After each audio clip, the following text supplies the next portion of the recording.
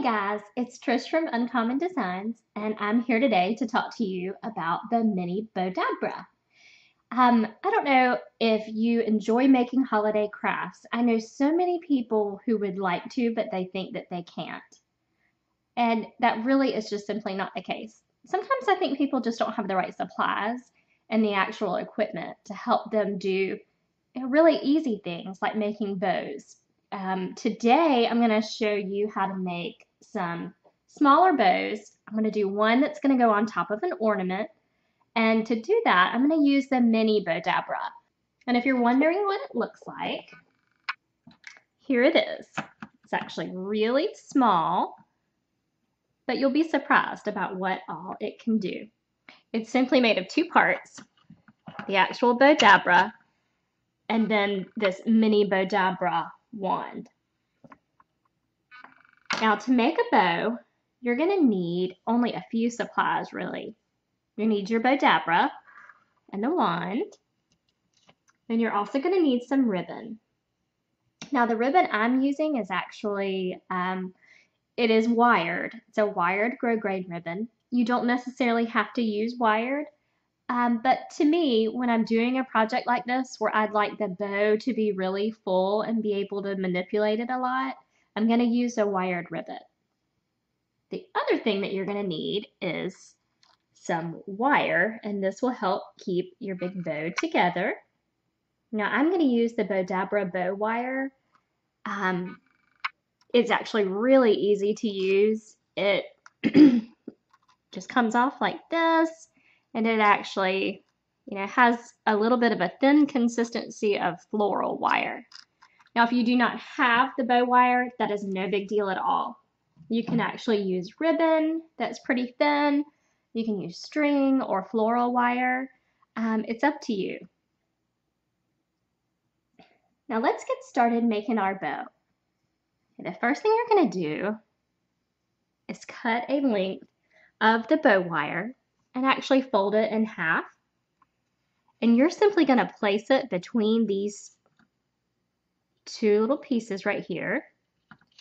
We're just going to leave it there for just a little bit. Now make sure your mini bow wand is actually not in there. Okay, so then I'm going to turn it around because when we put our ribbon in, we're actually going to put it between the smaller opening. Now I have unraveled my ribbon, but you don't have to. I just think it's easier. Now the first thing I'm going to do is kind of just decide how big is my bow going to be. Now I'm using a fairly large ornament, but I don't want it to be huge because I would like for the actual bow and the ornament to be in a really good proportion to each other. So I think I'd like for it to be about this wide. So I'm going to start by simply placing it in here.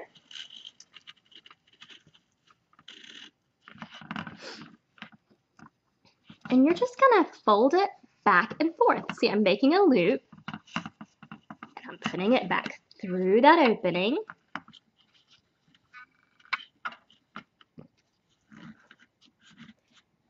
And see, this is actually going to determine how big my bow is actually going to be. You do want to make sure that you're getting it even right here so your bow is not lopsided.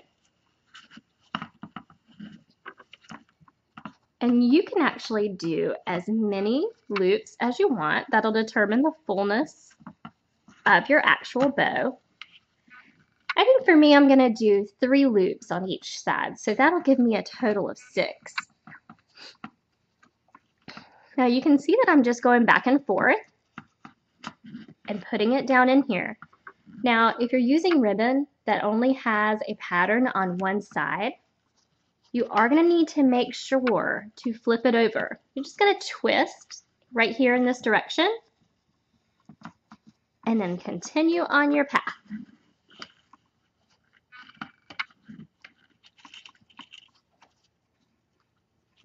Every once in a while, you might want to give just a quick count to see where you are and see how things are going. Now I know now that I have all of the loops made that I need. I have 3 on each side.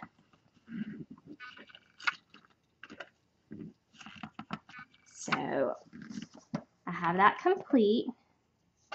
And I'm going to take my mini Bowdabra wand and actually push it down. So have no fear, it's going to keep everything in place. Now, for me, I'm going to go ahead and just trim off the excess ribbon, just so you guys can get a really good glimpse at this next step. You're going to twist it around just a little bit to get a good view. And now you're going to take your bow wire. And if you see, I'm simply moving it over. And I'm going to take this one and thread it through this side. Okay. And now I'm going to remove this.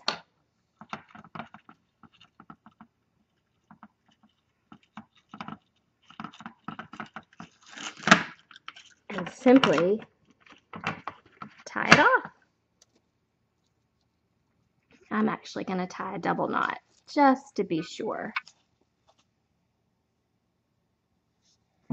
Now, of course, if you follow us online, you know that it's all in the details. So now it's time to do a little bit of fluffing. So you just simply take your fingers, put it through the loops, just kind of stretch it out a bit. It doesn't have to be perfect, and that's what I like about this.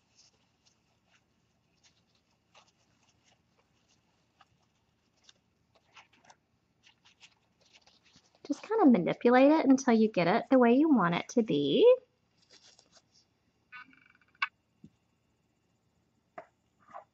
And here we go. Isn't it beautiful?